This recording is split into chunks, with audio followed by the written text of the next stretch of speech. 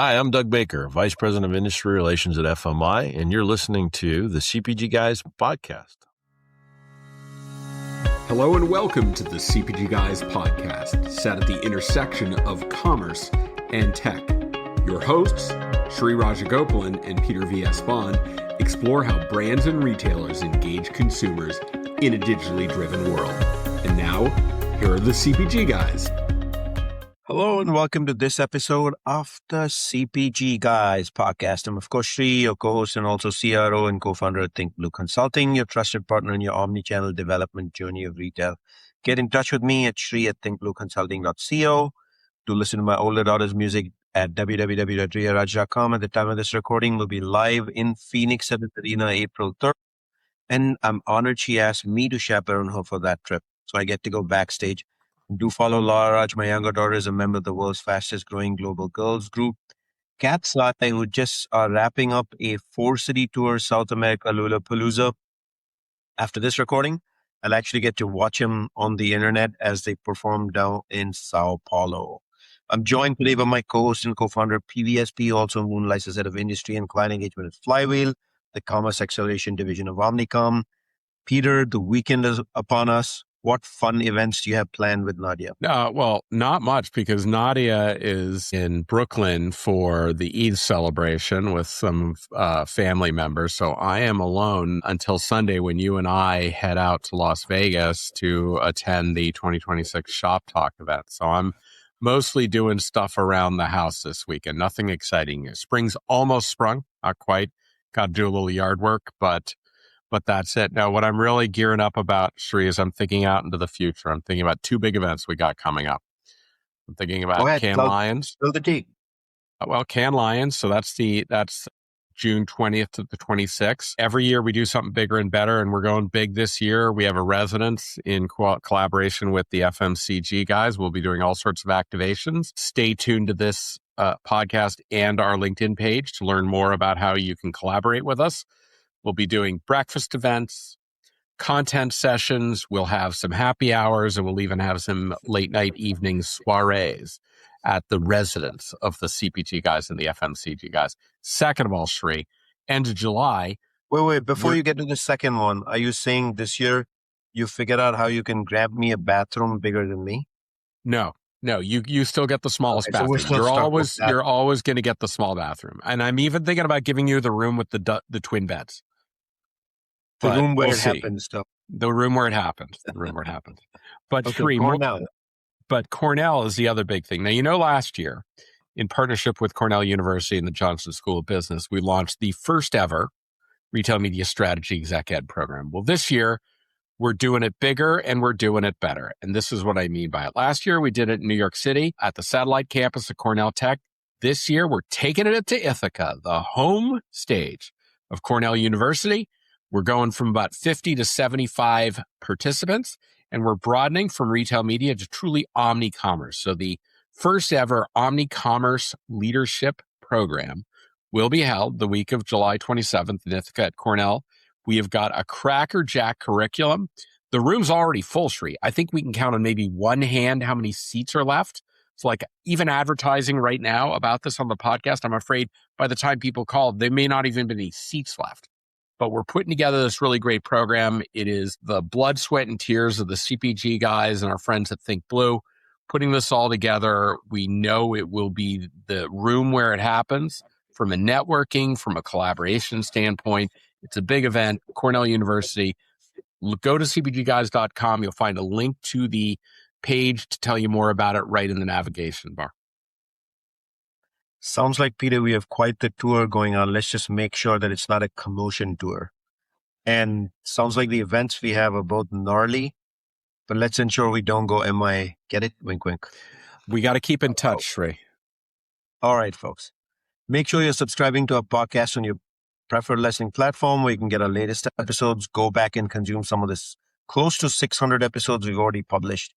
Now let's get to our guest of honor. We spent a lot of time analyzing the digital shelf, but today we're tackling a hard truth the grocery industry has historically lacked when it comes to adopting advanced technologies like AI, seamless omnichannel integration, e-commerce, and modernizing the physical store for a consumer, aka shopper customer experience. That narrative is shifting one way or another rapidly. The industry poured over $10 billion into technology investments in 2024 alone. Grocers and CPGs are waking up into the fact that they can no longer operate in silos if they want to meet modern shopper expectations. In fact, AI is going to force it. And to talk about the ultimate forum designed to fix this, we brought an incredible guest to the show today who I get a chance to work with in a different capacity. Joining us is Doug Baker, the Vice President of Industry Relations at FMI, the Food Industry Association. Doug is an absolute titan in this industry with 35 years of experience plus in food retail, starting back in '84 with Fry's Food Stores. Throughout his career, he's held massive leadership roles across retail ops, consumer packaged goods, private brands at Fry's, Kraft Nabisco, Federated Foods, and today at FMI. He leads the Tech Leadership Council, Supply Chain Council, Private Brands Council, and Asset Protection Council. Man, you got a handful of stuff going on.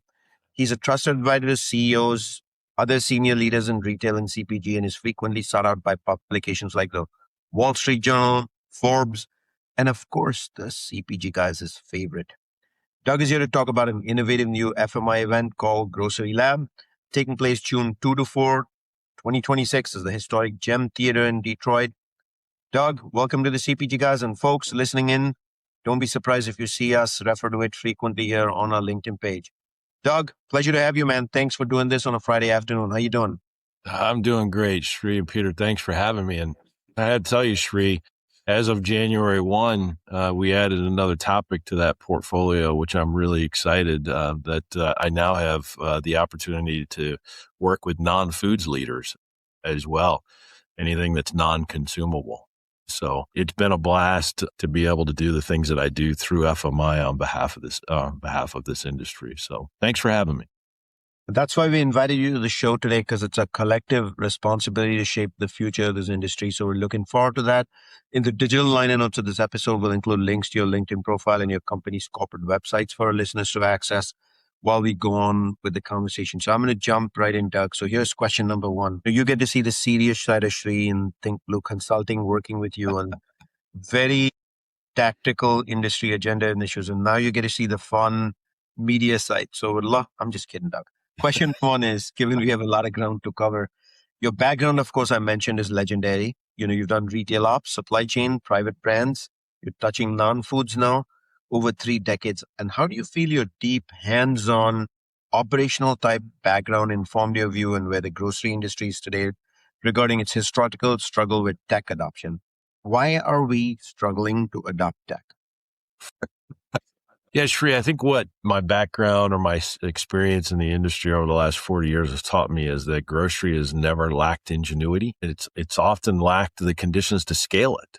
This industry is built on execution and thin margins and enormous complexity. And if you spend time in operations or supply chain, merchandising, then, you understand that even the best idea has to survive some other realities, which are store labor and network constraint and legacy systems and competing priorities. So, historically, technology adoption in grocery has been slower, not because leaders didn't see the opportunity, but it's because the business had very little room for disruption, right? It was a big risk to add that kind of complexity and unknown to the systems. For many years, technology decisions were made in functional silos, while the actual work of grocery has always been deeply interconnected, which created a gap between innovation and operational adoptions. Today, the pressure is different. The labor challenges, margin pressure, shopper expectations, and supply chain volatility are forcing the industry to think more holistically and cross-functionally. So the opportunity now is not just to buy more technology. It's how do you connect the strategy and the data and the people and the process in a way that makes it execution even easier. So that's for me where the industry is heading, and that's what makes this moment in this event that we're going to put on so important. Doug, welcome back to the CPG Guys podcast. We're excited to have you here to talk about this. We're really excited about going to GroceryLab happening this June in Detroit. I hope by the time we get there, as a proud Canadian expat, I'll be able to ride across the Gordie Howe Bridge after the legendary hockey player. FMI President Leslie Sarrazin recently stated that the mission is to reduce the friction between bold ideas and real-world execution, calling this event a launchpad rather than just a gathering. What's the origin story of GroceryLab, and why was Detroit chosen as the backdrop for this launchpad? Yeah, I mean, the origin story of GroceryLab is, you guys know better than anybody. We attend a lot of events, and there's no shortage of ideas. There's no shortage of innovation. But what we have a tendency to do is we spend a lot of time on the what and the so what, but we don't spend enough time on the now what.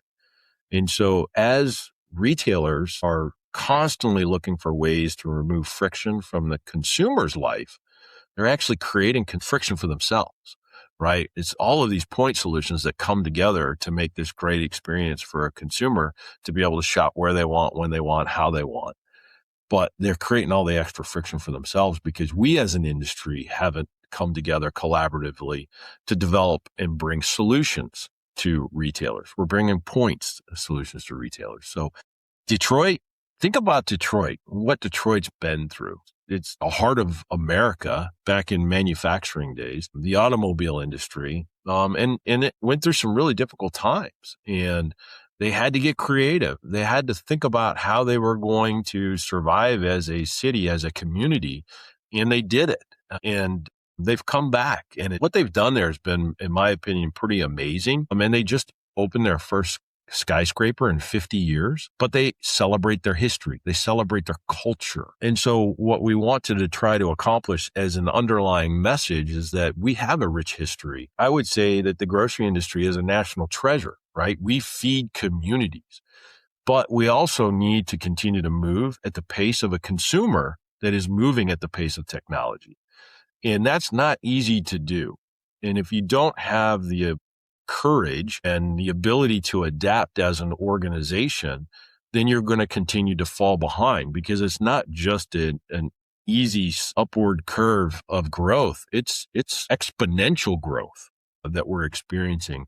So we wanted Detroit to sort of say that message. The automobile industry was bankrupt in the early 2000s, and look at them now. You know, they're innovating, and some of it's on their own, some of it's through regulation, no different than the grocery industry. So there's a lot of connective tissue between the grocery industry and Detroit and what they both stand for. Detroit it is, and we look forward to visiting. I think that's early summer, so it should be absolutely fantastic. So you position GroceryLab as the food industry's first cross-functional kind of behavior shifting forum. And I can't emphasize enough about behavior shift. And one of the things that holds our industry back is we hang on to anniversarying, and that's how we run the industry. And our behavioral focus has been, hey, I know it all. I've done this 20, 30 years in the industry. My way is the best way, things of that nature. So when we sit through conferences, we see a lot of talking head presentations. I think you're talking about GroceryLab being hands-on, kind of think tank format, and it'll actively help merchants, technologists, CPG brands co-design a zero-friction grocery ecosystem. What does that mean? Yeah, I mean, the difference, the way I look at GroceryLab is it's, to your point, it's designed for participation, not passive consumption. Right. So it's not about sitting there and seeing somebody on a stage show me some slides and tell me things that I should be thinking about or doing. It's actually doing them. So it's about taking multiple technologies that are collaborative, that sort of like bring to life an experience. And why it needs to be cross-functional is that this would be a very different event if I was just talking to technologists or if I was just talking to commercial leaders. They would be very different events. But what we want to do is we want to bring them together, because that's where the work really gets done. You know, and a lot of times it is separate, and then it ends up back at the ranch, and that's where the tension comes in, because they weren't in this discussion together. They didn't see the technology together. They didn't design the strategy together.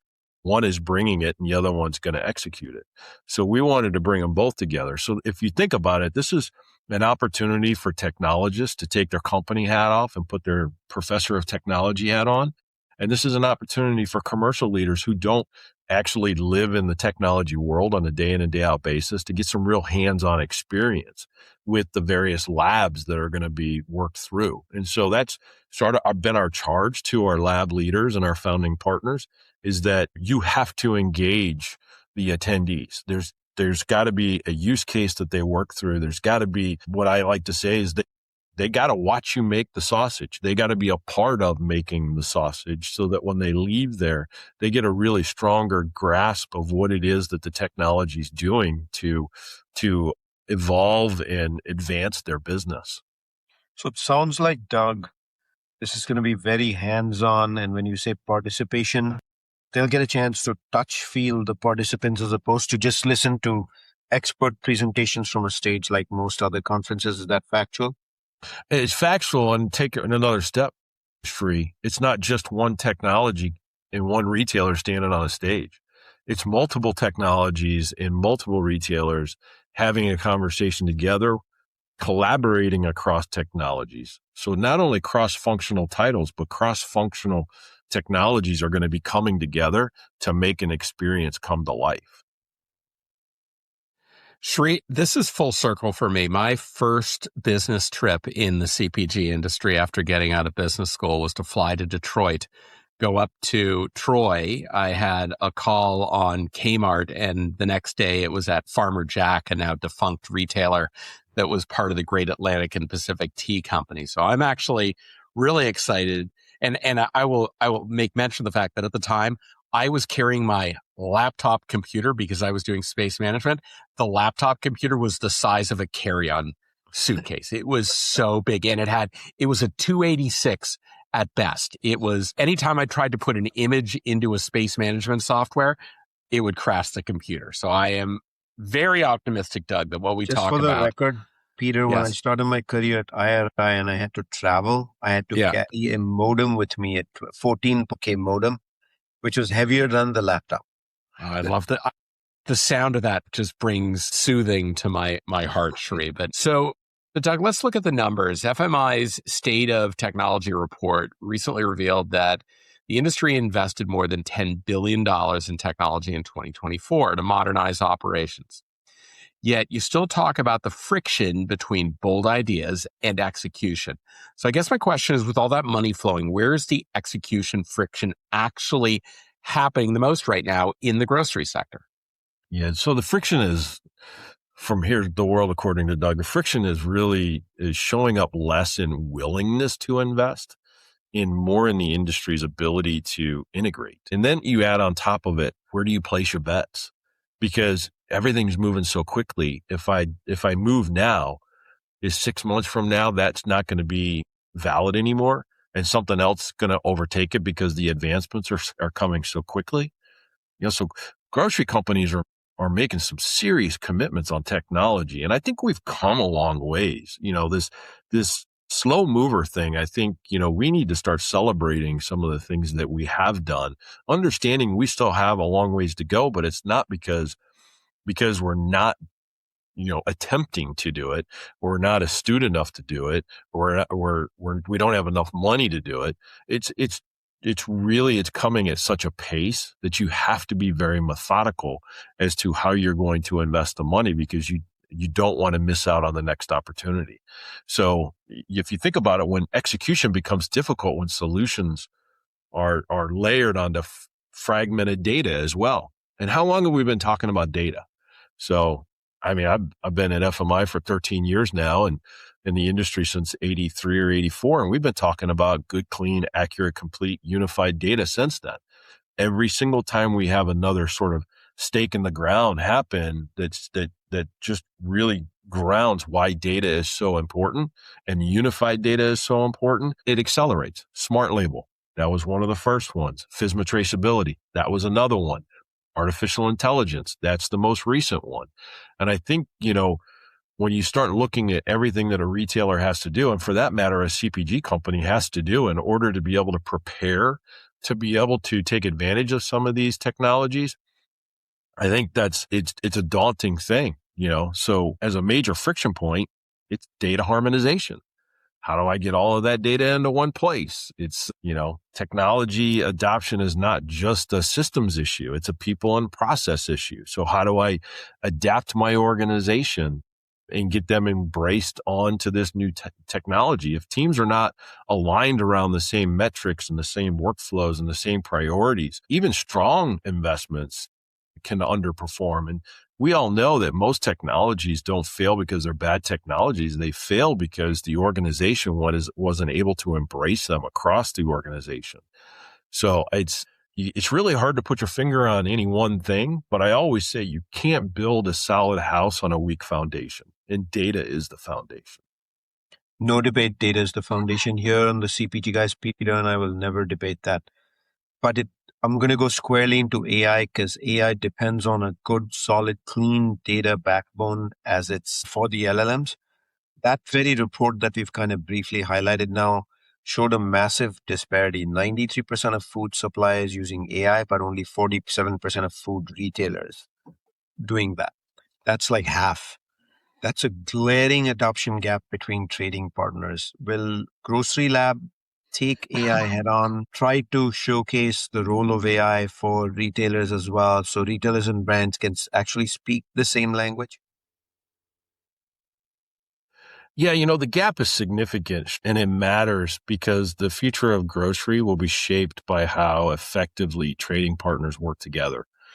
And I think we're starting to see some real opportunities, or we're starting to see some examples, but it's not how far one side advances on its own. It's if suppliers are accelerating AI adoption while many retailers are still building confidence, use cases, and internal readiness, then the risk is that the industry develops unevenly and they'll start missing opportunities for shared value. And that's really, at the end of the day, what we're looking for. We think GroceryLab is going to help bridge that divide by creating a common working space where retailers and suppliers and technology leaders can engage around those practical use cases rather than abstract concepts. So, the focus is not on who is ahead. It's on how the industry moves forward together where they're at. Because that's the other thing. Not everybody can be, the large retailer out of Bentonville, Arkansas, right? We're all in a different place. Not everybody can be a multinational CPG company with endless resources. So how do we help people move together from where they're at? Through the labs, participants are going to examine where AI can improve planning, forecasting, supply chain coordination, content, personalization, you name it. And just as importantly, what foundational conditions are required to make those efforts successful. So, what helps organizations speak the same technology language is not just terminology. It is a shared understanding of the data, the decision points, the constraints, the outcomes. So GroceryLabs is being designed to create that shared understanding, to give both the trading partners a chance to move beyond these isolated experimentation toward a more aligned, scalable application of AI across the value chain, which I think if you talk to anybody, everybody thinks they're behind on AI. I don't know of anybody that really thinks that they're leading. Everybody's afraid they're not quite keeping up. So we're hoping to solve for that there. Let me remind our audience that I'm speaking to Doug Baker, Vice President of Industry Relations at FMI. Over to you. Thanks, Sri. So, Doug, let's actually talk about the physical store, which, as we know, in grocery is where most sales occur, right? We're talking like 85, 90% of sales, right? Your research is showing that 86% of retailers are experimenting with in-store tech to improve efficiency and 80% to enhance the customer experience. However, the grocery store layout hasn't fundamentally changed in decades, right? So how does GroceryLab plan to tackle the practical integration of technology directly into the aisles? Yeah, I think if you look at our connected store lab is a good example of this, right? There's two sides of that conversation. There's the sexy side of connected store, and there's the not so sexy side of connected store. They're both important, but they both serve a different purpose. One is to delight the consumer, to make the consumer more efficient, to get them to put more in their basket, to increase their trips by driving more loyalty. It even is to help employees be more efficient, which ultimately benefits the consumer. Then you got the other side, focused on forecasting, focused on waste management, focused on loss prevention, focused on all of those things that just need to happen behind the scenes, but aren't as fun to talk about. I think that without changing the entire format of the store, it's looking at those technologies that are going to make that experience or that visit much more efficient for the customer, as well as help the employees be more efficient so that the retailer experiences all of the sales and profit they can. All right. So let's talk shopper and shopper engagement for a bit.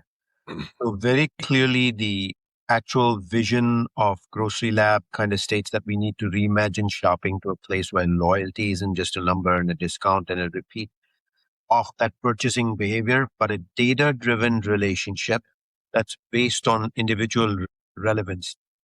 How do we move the grocery industry away from legacy paper coupons, FSIs, and things of that nature, and pure trade spend into predictive, relevant engagement that becomes a meaningful loyalty driver versus just a value on a piece of paper for a discount?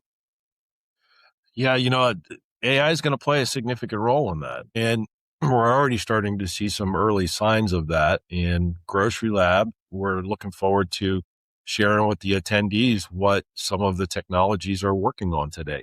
I agree. I'm not a huge fan, and I've been in this business and love this business, but I need my phone number in order to get a discount on a product. I don't know how that drives loyalty, right? It obviously hasn't reduced the number of stores that consumers shop at, because they're still shopping at the same or more today than they were 10 years ago or 15 years ago. So, but for me, the first step is personalization and hyper personalization. So if you're going to give me a discount, give me the discount that means something to me, not to Peter, not to Sri. Peter and Sri need discounts, but probably on different things and maybe at different levels, right? That's the other thing you think about too. If we're working on such a thin profit margin and we're just using trade to give a $2 coupon on something or a $1.50 coupon on something when I didn't really need it, that's just throwing trade dollars away. Imagine being in this always on state where in the digital environment, you're able to give those coupons in a more real time, on all time state, which is motivating customers to put not only that product in there, but more products in there. I think that's really sort of the first step. But then I think we also need to start looking at adjacencies. If you look at the travel agency, and the travel industry, I'm a lifetime gold member on American Airlines. It means I'm in zone number 4. Not a big deal. It doesn't mean much. And if you're not lucky to be a million miler, you might have had your points might have lost half their value. But you look at Marriott, people stay at a Marriott if they're a Marriott person. So there's these connections between consumers and brands. And I think what retailers need to start figuring out is what is that connection point that's going to continue to bring them back to their banner. And it might be something that's adjacent outside of their own store 4 walls. And I think there's an opportunity to spend more time there. It's funny you mentioned the Marriott situation, Doug. Sri is a devout Marriott ambassador member, and I'm a Hilton Diamond member, and we're always jockeying to see who wins out in the hotel selection between the two of us, because we all want our points. And sometimes we will stay at different hotels just to get our points. But I absolutely agree with you. You mentioned something very important about what does it mean because a phone number is you input that way. I remember doing some work about 15 years ago when I was at dunnhumby, doing some work for Kroger, and we were doing primary research, and we were asking people. And remember, we used to carry around the frequent shopper cards on our keychain, little barcodes? Yeah. We'd have like 8 on a keychain. We would ask them, what does this one do for you? What is it? Of the 8, we were lucky if they knew what one of those was for, but they just habitually put it out. It didn't drive any loyalty, to your point. They still went to all the stores they went to. Only one was actually meaningful. Oh, I get fuel rewards with that. Oh, I get off-shelf discounts with that. And so to your point, it has to be very clearly identified in the mind of the consumer for it to have any value. So I want to talk to you a little bit about roadblocks to relevance in internal silos, right? Merchandising doesn't always talk to the supply chain, and IT often operates independently of marketing, right? So GroceryLab is bringing chief merchants, chief operating officers, chief information officers, chief technical officers, chief marketing officers, and retail media leaders all into the same room, all of the stakeholders. How do you coerce? How do you influence? How do you, I hate to use the word force, but get them to actually, these disparate functions to actually co-develop solutions together? What is the mechanism that's going to get them all to say, we need a common solution that drives outcomes? Well, I think the importance of how you do that is the experience part of it. So if you think about, going to, say, go to CES, right? We were there. Great event. If you have 3 days to get through it and you're lucky enough to find everything that it was that you're looking for, then you're a winner, right? The problem is most of the time you find one or two things, but you don't find everything. And then you don't actually understand exactly what you need to do with it when you get it back. But you saw something that made sense to you. I'm trying to solve for this issue. This makes sense to me. I'm going to take this back and I'm going to figure it out. That's where the tension starts. I think by doing this cross-functional conversation, this is happening a lot more these days. And it's not such a nuance anymore in boardrooms that you don't see all of these individuals sitting down and talking strategy anymore. And I think the real reason for that is because of the pace of technology. So as an industry, as a trade association, I think it's our responsibility to build those platforms that allow those individuals to come together and actually walk through that. It's no different than doing an exercise for an emergency response moment. You got to do these things over and over again to actually understand how they benefit you as a team in order to benefit the organization. And so we have a responsibility. Anybody that does events now has a responsibility to put an event together that really brings these people together and gives them something tangible that they can do when they get back to their organizations. Such a high profile, exciting event that you talk of, which will have experiential capabilities, hands-on, could not have been done just in a vacuum by FMI. You probably worked with some sort of a founding committee that probably had enough supplier leaders along with, I've heard a great firm called Think Blue to design this forum. How did the really unfiltered insights from all of your founding committee inform and shape these specific hard-hitting themes? And I think you have 7 that you'll be tackling at the Gem Theater Live. Yeah, we have 7 labs, and they range anywhere from AI and data all the way down to value creation. We have a wonderful team that it's been a year that we've been working on this project. And it was a year earlier when I actually started having conversations inside of FMI about it. We don't need another conference to have a conference. If we're going to do something, we need to do something unique, different, and relevant. And so that was my goal. And when we felt like we could do that, we did. We reached out to Think Blue because we had this great idea, but we know we needed help. We needed to also get out from outside of the association conference scope that we've created. There's a culture inside of association conferences as well that we were trying to break. We wanted to do something different. We have a great advisory group of individuals that are inside the industry and support the industry and are outside of the industry in adjacent industries that are doing stuff really unique in industry, because we needed them to sort of help us get out of our own way in our historical belief and thinking. Again, if you go back to what is the underlying messages, we have to continue to be relevant and evolve.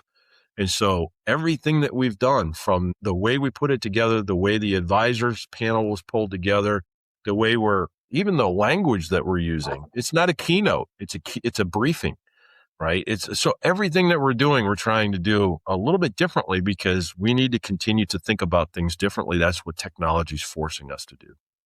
You referred to this color, Think Blue. Were those guys any good?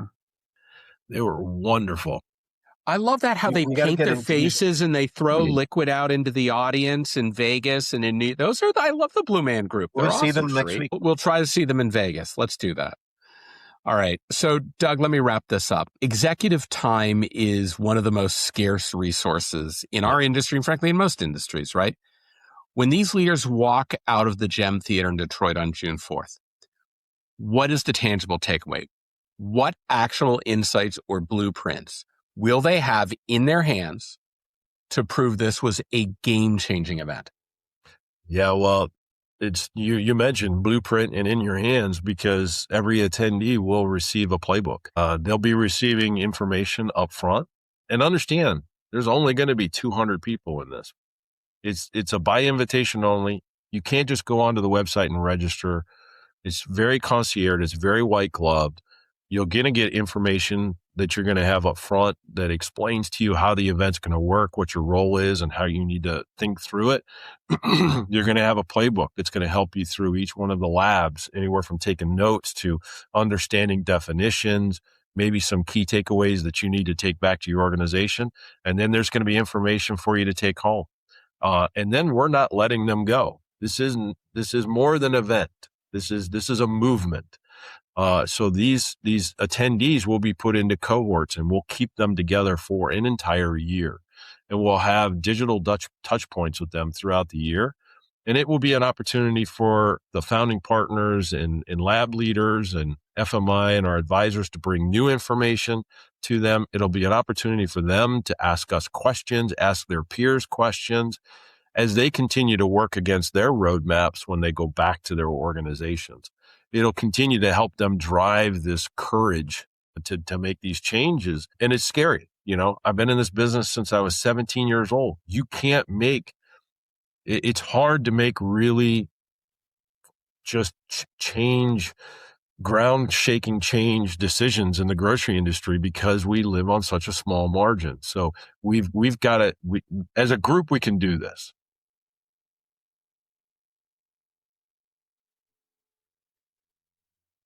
All right. Exciting times indeed. And sounds like the CPG guys will be there at Grocery Shop. Indeed, we're looking forward to it. So let me remind our listeners, you can find all of our content by simply going to a web browser and typing cpgguys.com as the simple URL. If you or someone you know has something to contribute to this ongoing discussion on the CPG Guys, leave us an email at contact@cpgguys.com. That easy. To our audience, we thank you for the clicks, likes, comments, DMs, meeting us at trade shows, coming to our events, recording episodes with us, and all our sponsors.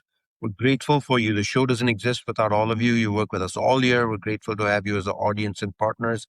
When Peter and I started this in the summer of 2020, we had no idea we'd be 600 episodes deep with so many of you wanting to be on the show and sponsoring us. Bottom of our heart, deeply, we want to say thank you, thank you, thank you. Peter, another fun episode with you. What's your aha moment on GroceryLab? Yeah, GroceryLab is not built to be another rubber chicken dinner networking event where you bring your spouse and you press the flesh. This is about coming with an activation mindset. You are by its nature required to participate, and they're not just leaving you with a PDF.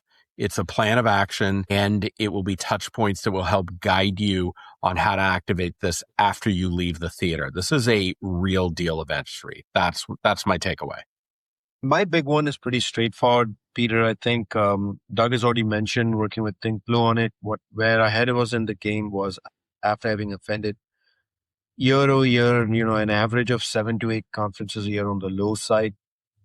We talked about keynotes, presentations, the lack of playbooks to take away, being left in conference, large ballrooms to figure out the technologies that you want to adopt or the service providers you want to start working with by yourself with no support whatsoever, no follow-up whatsoever. None of these conferences have a life after the actual conference. I don't want to name them. You know them. You go to many of them that I do. So having an experiential event with a playbook to take away and a direct connection to the service provider is incredible. And I'll take for granted that as a result, there'll be a limited choice of service providers instead of putting 2,000 of them in a ballroom. So I can't wait to be there. Doug, this sounds like an absolute must-attend event for anyone serious about the future of grocery, or let's just say operating grocery today. Thank you for joining us on the podcast, sharing your vision for GroceryLab. To our listeners, you can learn more and register for GroceryLab happening June 2 to 4th, 2026 by simply visiting fmi.org/GroceryLab or on Google, simply search FMI space GroceryLab. Doug, it was a pleasure to have you, man. It was great to have you on the show. Well, I appreciate you guys having me. Thank you, Shri, personally, for the extra work you're doing on GroceryLab. Peter and Shri, I look forward to having you guys both there as well. I got a spot for you picked out right next to the stage, so you can do as many podcasts from there you want.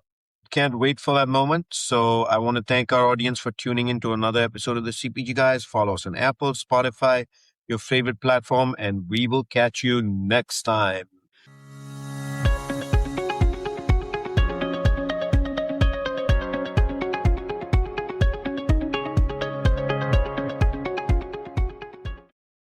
The content in this podcast episode is provided for general informational purposes only.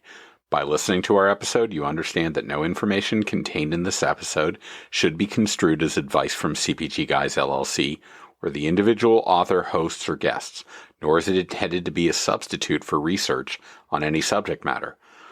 Reference to any specific product or entity does not constitute an endorsement or recommendation by CPG Guys LLC. The views expressed by guests are their own, and their appearance on the program does not imply an endorsement of them or any entity they represent. The views expressed by CPG Guys LLC do not represent the views of their employers or the entity they represent. CPG Guys LLC expressly disclaims any and all liability or responsibility for any direct, indirect, incidental, special, consequential, or other damages arising out of any individual's use of, reference to, or inability to use this podcast or the information we present in this podcast.